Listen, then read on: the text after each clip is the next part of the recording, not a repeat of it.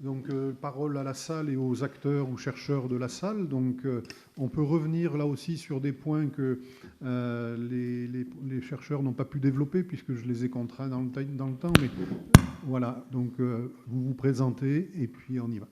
Bonjour, Claire Bouteloup, Voix croisée. Une question sur le cas de Vichy, peut-être. Enfin, c'est 3 questions en une, sans doute, mais je me posais la question quelles sont les difficultés principales que vous avez dépassées? Si c'était à refaire, qu'est-ce que vous changeriez? Et quelles sont les difficultés que vous pensez qui arrivent? Et comment, voilà, quelles sont les prochaines étapes? De quels besoins? Enfin, oui, c'est ça. Quels sont vos besoins pour répondre à ces difficultés qui arrivent? Je pense que je vais faire un petit exposé d'1 heure. J'ai préparé un PowerPoint, ça tombe bien. En 3 mots, c'est impossible. Alors ça se construit, d'où on vient, ça se construit vraiment sur la durée, je crois, un projet alimentaire territorial. Ça se construit c'est de l'humain, en fait, c'est surtout ça. C'est de la rencontre qui nous permet de rencontrer d'autres personnes et d'étoffer notre réseau, ce qui permet de faire en sorte qu'il soit bien accepté. Il soit accepté par l'ensemble des parties prenantes, donc tant les producteurs, les consommateurs, les distributeurs, les transformateurs, la société civile, etc. Et je pense que donc ça, je referai, je pense, de la même manière. C'est-à-dire que si demain je devais reconstruire un projet alimentaire territorial, je mettrais vraiment. On en reparlera d'ailleurs sur l'atelier suivant sur le mode de gouvernance, je crois.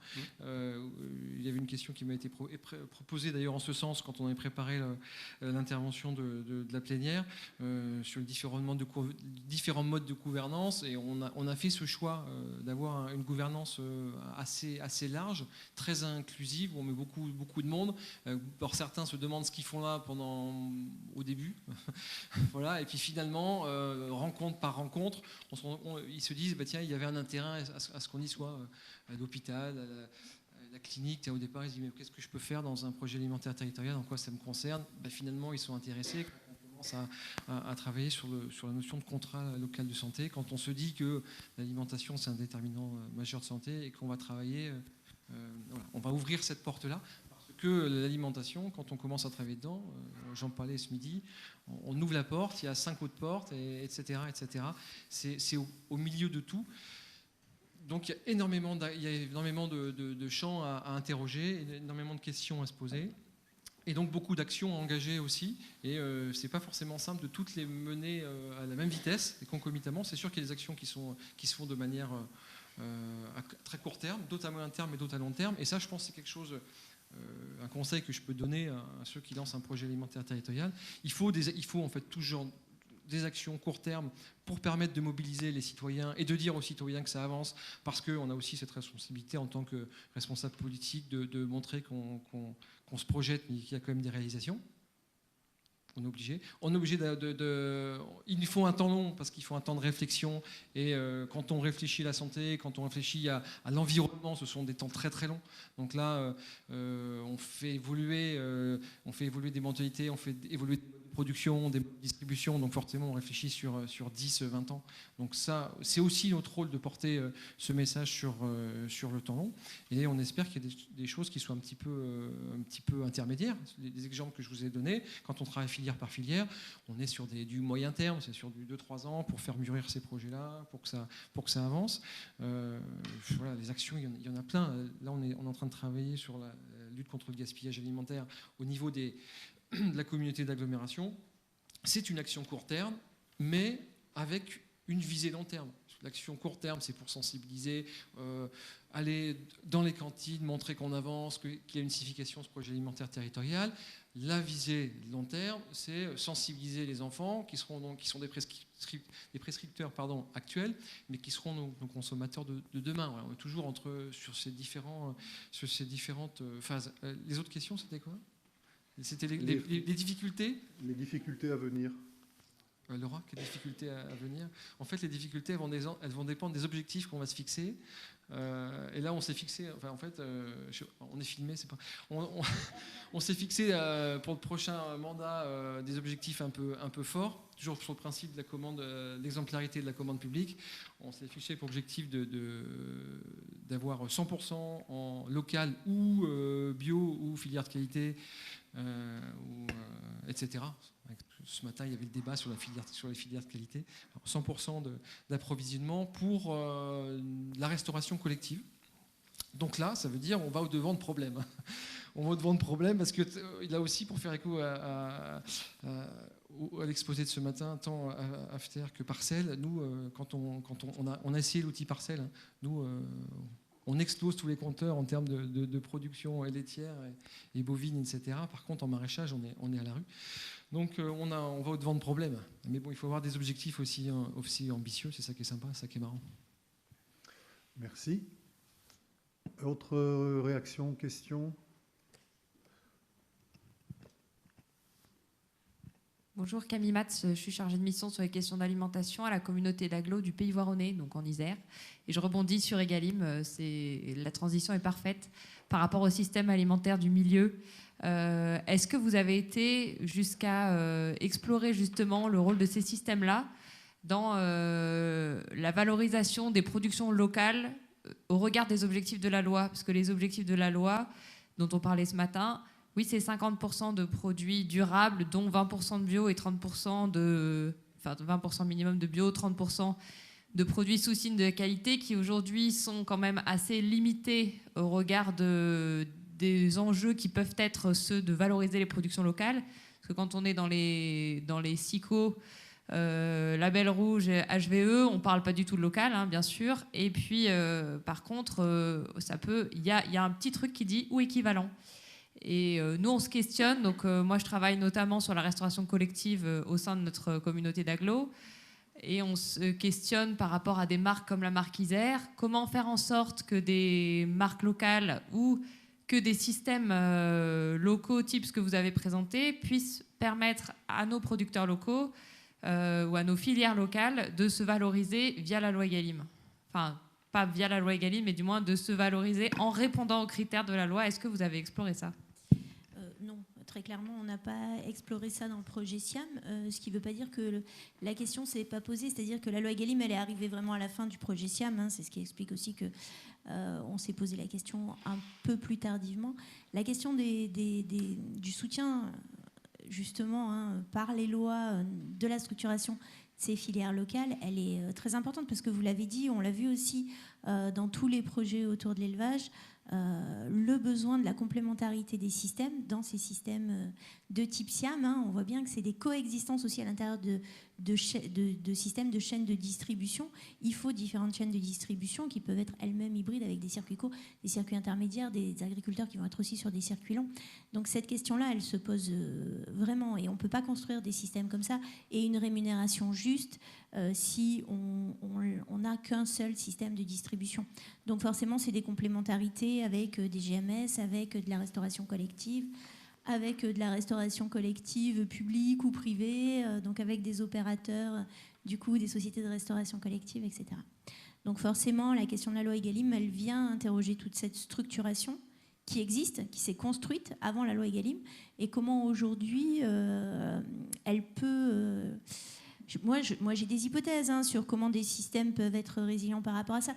Enfin, il y a un travail de qualification qui est très important aujourd'hui à mettre en place dans ces systèmes, qui est porté alors très souvent par des marques territoriales ou par des marques de producteurs, d'éleveurs. Bon, c'est très bien, mais la question de la juste rémunération, elle est importante, elle est très importante, elle doit être portée, mais c'est ce que je disais à la fin de mon exposé.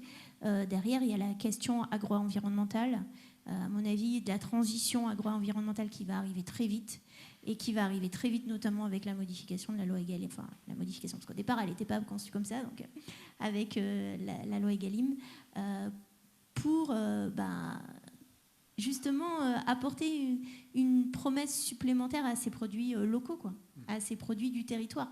Et ce qu'il faut travailler, c'est bien la question de cette promesse en termes de qualité pour entrer dans la loi Egalim. Enfin, il me semble que c'est une nouvelle contrainte. Hein. Alors, on a une autre question tout en haut de la salle. Oui, Jean-Claude Balbeau, paysan dans le Finistère. J'ai une réflexion, une question que je me pose et une question que je voulais vous poser à vous. La première, c'est en vous entendant parler de marque Isère, Made in QC. Chez nous, la marque, c'est produit en Bretagne. Est-ce qu'on n'est pas là à la course à l'armement ? Est-ce que dans chaque territoire, on va construire une marque ? Alors à qui ça va rapporter ? Aux marchands de logos, ça c'est sûr, et à ceux qui font de la publicité, donc ceux aussi qui font pousser des arbres pour faire de la publicité dans nos boîtes aux lettres. Ça, c'est une réflexion. Vous avez certainement réfléchi à ça. Et alors, par contre, la question que je vais vous poser, c'est celle-ci.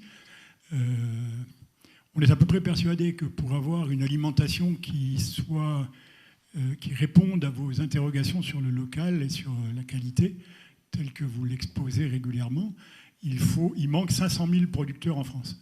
Il manque 500 000 paysans. Donc vous abordiez cette question tout à l'heure à propos de votre commune où il y a peu de maraîchers. Voilà. Actuellement, la dynamique agricole, elle est de la destruction de 10 à 15 000 emplois par an. Absolument rien n'indique qu'il n'en sera pas de même demain et après-demain. Donc il faut qu'on s'apprête à faire face à une production agricole qui sera assumée dans les 5-10 ans à venir par 200 000 producteurs et des fermes très grosses qui sont probablement en parallèle avec des petites structures protégées, avec des signes de qualité. Enfin, ça, c'est une hypothèse à vérifier. Donc une production duale, avec nécessairement derrière une consommation duale de gens qui seront, comme c'est actuellement le cas déjà, 70 à 80% des consommateurs français ne se nourrissent que de production industrielle. Ces choses-là vont s'aggraver. Est-ce que l'approche locale que vous programmez, que vous présentez, là, se soucie de cette question de justice territoriale, de démocratie alimentaire? Alors, deux questions. Si j'ai bien compris, la concurrence entre marques de territoire ou liées à un territoire, ou la multiplication. Est-ce que vous avez déjà observé des tendances Oui, mais franchement, moi, ça me pose. Déjà, j'ai pas une vision aussi pessimiste que la vôtre. Je suis naturel très optimiste, donc je pense que, et justement, parce qu'en portant un projet alimentaire territorial, c'est pour faire évoluer les choses et les faire évoluer positivement. Sinon, on ferait rien, quoi. Si on disait tous que de toute façon, on va tous crever et l'environnement demain il est foutu et que de toute façon on n'a rien à faire, on ferait rien. Donc on essaye de mettre des choses en place. Elles sont plus ou moins bonnes, mais en tout cas, on essaye de poser des questions et essayer d'y répondre avec les limites que ça peut avoir et consciente de l'urgence environnementale. Sur la question de la multiplication des marques locales, moi ça me pose absolument aucun problème. Je trouve que c'est bien, ça participe à l'appropriation par le plus grand nombre de ces questions-là. C'est une demande sociétale. Nous, enfin, très clairement, si on a une marque locale, on ne va pas faire des pubs télé, des pubs radio, des machins. Ça va nous coûter en tout et pour tout 10 000 euros de développement. On va se faire en interne. Enfin, ça nous coûte 10 000 euros de développement, 10, 20 000 euros en tout et pour tout. Si on fait des petits stickers à mettre dans les grandes et moyennes surfaces, je ne pense pas qu'on va raser des forêts entières du fait de la mise en place de cette production locale. Par contre, si ça peut permettre à ce que des personnes qui n'étaient pas sensibilisées à ces questions-là, qui vont consommer chez le boucher, entre guillemets, de grande surface, de se dire « Ah bah tiens, j'ai aussi des producteurs qui sont à 500 mètres de chez moi et demain, je peux aller les voir en direct, en vente à la ferme, ou je peux les retrouver sur mon marché, je peux les retrouver à la MAP, ou au moins je peux me poser des questions sur la production qui est faite à côté de chez moi. » On aura déjà fait un pas dans cette démarche-là. Donc je pense que ça vaut le coup de tenter cette démarche de production locale. Sur les marques, apparemment, oui. Virginie, elle veut... Moi, j'ai plus le point de vue du chercheur, justement, on le prend. La multiplication de ces marques territoriales, ce qu'on appelle des marques collectives territoriales, pose question, en fait, parce que, sachant qu'il y a quand même des modèles extrêmement différents. Produit en Bretagne, ça n'a rien à voir avec Easy ou avec Made in QC, puis c'est pas du tout les mêmes échelles, c'est pas les mêmes types d'acteurs qui sont derrière. C'est pas les mêmes types de marques, il n'y a pas les mêmes cahiers des charges derrière, ils sont plus ou moins stricts. Enfin, voilà, donc il y a une très grosse diversité, mais ça pose question du point de vue de ce que c'est qu'une marque et de l'objectif d'une marque. Et donc ça pose derrière des questions de compréhension, de qu'est-ce que ça veut dire, de compréhension par le consommateur. Si on a une multiplicité de marques, en fait, quelle est la lisibilité pour le consommateur ? Ça pose la question aussi de la concurrence, parce qu'en fait, mine de rien, qu'est-ce que ça veut dire une marque ? Et puis à côté, quand on a un label rouge, il y a une multiplicité. On retrouve ça aussi du côté des SICO, de problématiques de compréhension par le consommateur de ce qu'il y a derrière ces marques. Et donc, du point de vue de la recherche et de ce que c'est une marque et de l'objectif d'une marque, ça pose des questions en termes de lisibilité et du coup d'efficacité. Alors après, voilà, peut-être qu'à une échelle locale, une marque comme Made in QC est beaucoup plus lisible et du coup beaucoup plus efficace qu'une marque comme ou plutôt un label rouge par exemple, qui finalement qui n'est pas si clair que ça, ou une AOP, ou voilà. Donc c'est... Juste pour compléter par rapport à ce que dit Virginie, en fait, ce que ça pose, toutes ces marques collectives territoriales, c'est la question de la qualification du local. Comment est-ce qu'on qualifie le local? À quelle échelle on le qualifie? À quel moment on dit ça c'est local, ça l'est plus? Ça, c'est des débats qui ont été, en termes de construction des cahiers des charges sur les AOP, typiquement, ça a été des débats sur qu'est-ce que c'est qu'un produit de terroir. Donc, à chaque fois, la question de la qualification, de la certification, elle est essentielle. Et comment on qualifie le local aujourd'hui, ni la recherche, vraiment, moi je ne crois pas l'avoir jamais vu, c'est vraiment jamais posé cette question-là. Et peut-être que c'est une question qu'il faudra se poser un jour. Ok, je vois des mains, oulala, super. Alors, question courte et réponse. Question courte, Gabriel Rioux, militant associatif à Alternativa. Parmi les dernières observations qui viennent d'être faites, il y a deux questions que je me pose. Si on a besoin de maraîchers, si on a besoin de terres, quels moyens peut-on se donner pour avoir des terres au moment où les exploitations sont grosses, importantes, peut-être un peu moins en Auvergne encore qu'on a la plaine de la Limagne, où il y a des grosses exploitations, elles ne sont pas transmissibles en l'état. Comment peut-on faire en sorte que ces terres reviennent au maraîchage?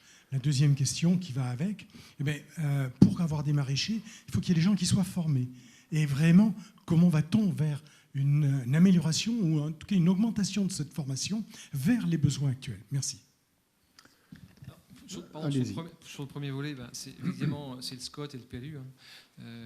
Et là, c'est la responsabilité des élus nationaux, locaux bien sûr, mais au niveau national, de prendre des décisions fortes pour préserver les surfaces agricoles et faire en sorte qu'on ait moins de construction possible.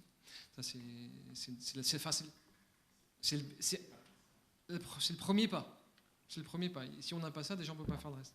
Et après, c'est identifier des surfaces potentielles, c'est ce qu'on a fait sur notre territoire, pour accueillir des porteurs de projets d'extérieur, puisque pour répondre partiellement à la question que me posait le monsieur derrière, sur la définition sur le fait qu'il nous manque effectivement des producteurs, il faut qu'on définisse du foncier, et qu'on acquiert potentiellement du foncier, qu'on rende du foncier qui n'était pas disponible, qu'on le rende disponible pour pouvoir accueillir des porteurs de projets. En l'occurrence, pour nous, des maraîchers, parce qu'on a un manque en maraîchers sur notre territoire. Mais c'est du cas par cas, c'est de la dentelle, c'est de l'identification fine sur le territoire. On a beaucoup urbanisé des grands pans très facilement. Par contre, pour récupérer la surface agricole, là, ça se fait au cas par cas, malheureusement. En tout cas, il existe des réponses pour la formation, l'accompagnement de porteurs de projets. On parlait d'espace test agricole, mais il y a d'autres formules aussi. Donc, tout n'est pas parfait, mais il y a quand même des éléments de réponse. Ouais, après, on en parlait tout à l'heure, sur les formations, il y aura aussi, je pense, une démarche que nous, porteurs, et l'ensemble des parties prenantes des projets alimentaires territoriaux, on aura à faire sur notre territoire, c'est que les organismes de formation, ils véhiculent aussi d'autres types de formations. C'est-à-dire qu'ils fassent un peu plus la promotion d'une production moins intensive. Comment je peux le dire de manière politiquement correcte? Voilà. Voilà. Parce que là, ça passe déjà par là. C'est-à-dire que nous, derrière, si on a des porteurs de projets, des gars qui sortent des écoles, qui sont formés, qui sont incités à faire tel type de production, derrière, nous, on va galérer pour, entre guillemets, les remettre dans le droit chemin. Sur le chemin qu'on souhaite, nous. D'accord. Au fond. Alors bonjour, je travaille à Bio63, donc c'est l'association de l'agriculture biologique du Puy-de-Dôme. J'avais une question pour revenir sur le projet SIAM. Aujourd'hui, au niveau de l'agriculture biologique, on voit qu'on est un peu sur un changement d'échelle. On a pas mal de fermes qui sont plus grosses que les fermes bio petites en circuit court. Un peu à l'image d'Ovabio, des fermes qui tendent un peu vers le milieu et qui cherchent à se regrouper au niveau logistique pour proposer des plus gros volumes. Et dans ces groupements, il y a un peu la question qui se pose de vendre à la grande distribution. Ça sort un peu de l'éthique bio, on va dire, enfin l'éthique de base. Et je voulais revenir du coup sur le projet SIAM pour savoir par rapport au projet 100% charolais ou saveur d'histoire. Est-ce que la question c'est est-ce que la grande distribution elle a assez de valeur ajoutée dans l'achat de ces produits ou est-ce qu'en fait ça fonctionne parce que le reste des produits se base sur un système conventionnel où ils ont une grosse marge, voilà.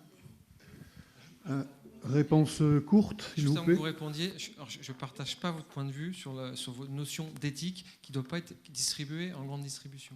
Là, non, mais c'est une grande question, mais c'est ce que je disais tout à l'heure en préambule, mais c'est mon sentiment. Si vous considérez qu'on doit être sur les autres systèmes, vous oubliez 80% de la population. Donc 80% de la population que vous toucherez jamais. C'est-à-dire que les personnes qui ne sont pas sensibilisées avec ces questions-là, et je trouve ça profondément dommage. Je peux me permettre. Oui, alors effectivement, moi je vais reprendre ce que disait Virginie. Hein. C'est une question qui a été aussi à l'origine du projet SIAM, c'est-à-dire moi quand j'ai commencé à réfléchir d'un point de vue recherche à la question des systèmes hybrides et que je suis allée voir mes collègues de la Chambre d'agriculture en leur disant je veux travailler sur les systèmes alimentaires du milieu, déjà ça les a fait rire. Et ensuite ils m'ont dit, on a réfléchi, on a discuté, au-delà de leur première réaction qui a été de me dire tu veux nous faire le Seigneur des Anneaux. Et quand j'ai commencé à expliquer ce que c'était que ces systèmes alimentaires, ils m'ont dit oui, c'est vraiment important parce que nous, on a des demandes tous les jours aujourd'hui, soit d'industriels, soit de sociétés de restauration collective du monde très conventionnel, hein, des sociétés internationales comme Sodexo, Elior, etc., soit de la GMS qui viennent nous voir en nous disant on veut structurer des filières locales et on hésite à engager des agriculteurs, notamment en circuit court, sur ces filières-là parce qu'on se dit qu'ils vont perdre de la valeur et qu'effectivement les intermédiaires vont capter cette valeur et qu'on va repartir vers des systèmes de conventionnalisation qu'on connaît bien sur l'agriculture biologique en particulier. Et donc c'était une vraie question, c'était une question qui les intéressait vraiment très fortement.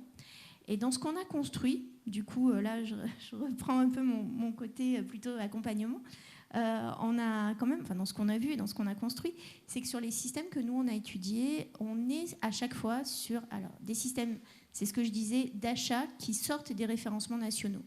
C'est-à-dire qu'on est on voit des opérateurs très conventionnels qui vont se mettre à référencer des producteurs locaux ou des plateformes de producteurs ou des transformateurs quand ça passe par des transformateurs locaux, sans passer par un référencement national ou sans passer par les plateformes d'achat régionales. Donc ça passe en fait en direct avec des directeurs de magasins ou ça passe en direct avec une cuisine centrale construite par Sodexo.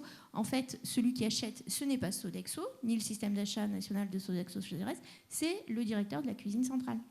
Donc à chaque fois, on voit finalement une hybridation aussi à l'intérieur du système d'achat qui va se construire. Et finalement, cette hybridation, elle est garante d'un partenariat stratégique. Et tout l'enjeu de ce truc-là, en tout cas pour les éleveurs, c'est de construire ce partenariat. En tout cas pour ceux qui sont impliqués, c'est de construire ce partenariat. Mais c'est même, ce qui était aussi intéressant dans ce qu'on a étudié, c'est que ces mêmes agriculteurs, ces mêmes éleveurs, ce ne sont pas forcément des gens qui sont au départ en circuit court. Ou alors c'est des gens qui sont dans des circuits courts dans une situation de changement d'échelle, mais qui vont continuer par ailleurs à avoir des circuits courts. Mais c'est bien souvent en fait des gens qui sont en circuit long, qui cherchent à se relocaliser. Et donc qui vont continuer aussi à être sur des systèmes de circuits longs en fait, dans lesquels ils vont vendre leur production, peut-être un peu moins, mais c'est la complémentarité finalement de ces systèmes qui crée quelque chose d'un peu valorisant. Voilà. On prend une dernière question. Oui, bonjour. Donc, Émilie Barra-Duval, je suis chargée de développement à l'Union régionale des SCOP Auvergne-Rhône-Alpes. Donc, c'est plus aussi à amener aussi une note positive. Nous, on a un réseau de 600 adhérents SCOP et SIC. Et sur les 600 adhérents, on en a une centaine qui sont sur la thématique de l'alimentation et l'agriculture qui soit résiliente. On a sorti un appel à projet qui s'appelle Prémisse.coop, entreprenant une alimentation résiliente, qui était du 15 novembre 2019 au 15 janvier. On a reçu 90 candidatures. Donc, tout ça, en fait, pour vous dire que vraiment, il y a l'intérêt pour l'alimentation résiliente. Donc là, on va en accompagner 16 donc où il y aura à la fois de l'accompagnement individuel, à la fois aussi des formations collectives vraiment sur la thématique. On s'est entouré de 12 partenaires techniques qui soient liés à la thématique, comme l'ISARA, donc ici présente donc, sur la tribune, et d'autres aussi partenaires liés à la création. Donc voilà, il y a vraiment un intérêt autant aussi pour les porteurs de projets de relocaliser l'alimentation, et aussi donc une réflexion, une remarque. Donc c'est vrai que souvent sur les pâtes, donc tous les acteurs de l'accompagnement à la création qui ont justement donc des porteurs de projets sur ce secteur-là, on n'est pas souvent en fait impliqué en fait, donc au niveau des collectivités. Et je pense qu'il y a un intérêt à rapprocher la recherche aussi avec ces structures d'accompagnement qui sont justement liées maintenant donc, et pour certaines à l'alimentation, et aussi donc, les collectivités, notamment sur les projets PAT. Donc, parce qu'on en a de plus en plus, et dans aussi donc, nos adhérents, donc on a des projets SIC tels que le Biojardin et d'autres, des magasins de producteurs, et on en a de plus en plus. Voilà. Merci. Alors, on en prend une dernière, si vous voulez avoir un léger temps de pause avant la plénière finale. Et puis, si vraiment il y a des questions que vous n'avez pas pu poser, vous pourrez l'amener aussi, les amener à la plénière. Alors, non, c'était simplement par rapport à la question des SIAM, notamment, où il n'y a pas a priori une qualification bien identifiée des produits. Dans les démarches de qualité, souvent liées aux AOP ou liées aux SICO, on évoque le consentement à payer supplémentaire parce qu'il y a une valeur en face qui est reconnue. Est-ce qu'à long terme, qu'est-ce qui dans les SIAM, si on ne va pas vers cette qualification bien identifiée, qu'est-ce qui fait que ce consentement à payer plus le producteur pourrait être durable dans le long terme? Alors moi, ça c'est quelque chose vraiment de très anticipant. Enfin, la réponse que je vais vous faire, c'est quelque chose qu'on n'a pas étudié, c'est une anticipation pour moi. Mais ça me paraît assez évident qu'aujourd'hui, dans les SIAM, on a intérêt à intégrer les consommateurs. C'est ce que je disais à un moment donné dans mon exposé, à les intégrer à la fois autour de la transparence du système, de la connaissance des acteurs dans le système, de ce qui s'y passe, et que c'est autour de cette qualification, de cette connaissance qui n'est ni du produit ni du système de production, mais finalement du système en lui-même et des relations au sein du système, qu'on va aller chercher le consentement à payer. Et je pense qu'à terme, si on arrivait à développer un peu des choses autour des systèmes participatifs de garantie ou des choses comme ça, on aurait finalement une réelle adhésion du consommateur. Et c'est cet acteur-là qui aujourd'hui est encore absent des systèmes tels qu'on les a vus en France, parce que bien souvent, on ne va pas le chercher, et qu'on doit aller chercher et intégrer comme partenaire stratégique. Dans le cadre notamment de l'innovation sociale, on voit que ça commence à émerger. Là, on voit, moi, je commence à voir arriver des cas, des gens qui me racontent des choses, où dans les associations qu'ils créent au départ, ils impliquent déjà tout de suite les consommateurs et les citoyens du territoire pour réfléchir même à la structuration du système. Et je pense que c'est ça qu'il faut faire.